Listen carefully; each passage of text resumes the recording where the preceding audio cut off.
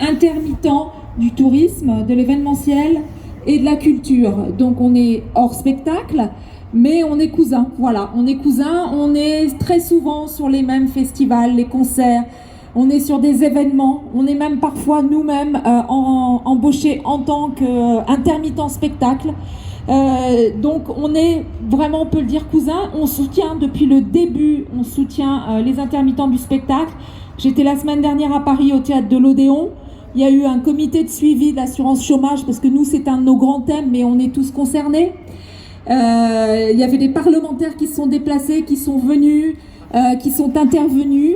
Les choses avancent, on fait partie, nous la FMITEC, on fait partie du comité de suivi de l'assurance chômage. Les choses avancent très lentement. Voilà. Donc ce que je voulais dire, c'est que nous travaillons tous ensemble. On travaille pour la renommée de la France, que ce soit les acteurs, que ce soit le théâtre, un régisseur du son, un accompagnateur, mes amis qui sont là, qui sont guides conférencières, qui emmènent des groupes dans toute la France et qui expliquent, qui montrent, qui font découvrir notre merveilleux pays. On est là pour tout le monde, pour les touristes, pour les Français. On travaille, on ne renacle pas à faire des heures, tous autant que nous sommes, et on est tous traités de profiteurs. Voilà, nous ne sommes pas des profiteurs. Nous, ce que nous voulons, c'est travailler. Travailler et travailler parce que nous avons des métiers de passion, quels qu'ils soient, tous. Et on nous empêche de travailler, malheureusement, parce qu'il y a une crise sanitaire, mais rien n'est fait pour nous. En ce qui concerne, je vais parler là juste des intermittents hors spectacle, nous n'avons rien eu. Pas de chômage partiel, pas d'aide. Il y a eu cette aide de 900 €. Nous avons fait des petites enquêtes. Nous avons vu avec d'autres collectifs pour voir qui avait touché cette prime de 900 €. Au jour d'aujourd'hui, avec tous les collectifs que nous connaissons, nous n'avons rencontré personne qui a touché ces 900 €. Donc les gens commencent à être au RSA. Quand ils ont droit au RSA, ce n'est pas le cas de tout le monde. Tout le monde tombe dans une précarité. Certains vendent leurs appartements, rentrent chez leurs parents.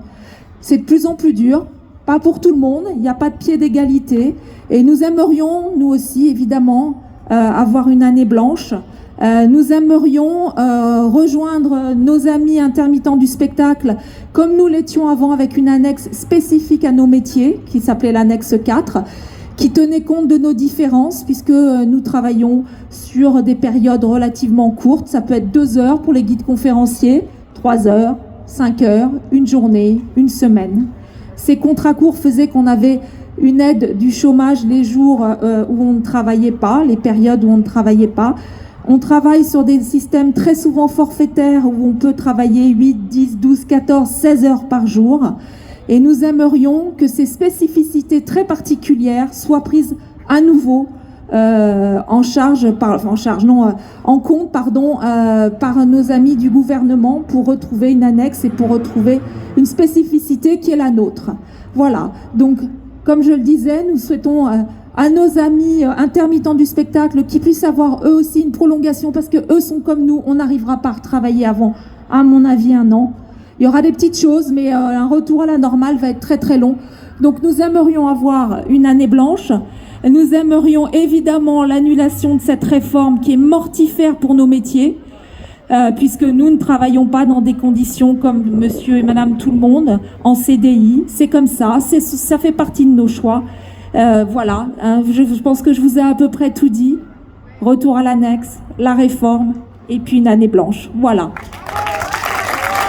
Et je le dis, ensemble, nous sommes plus forts.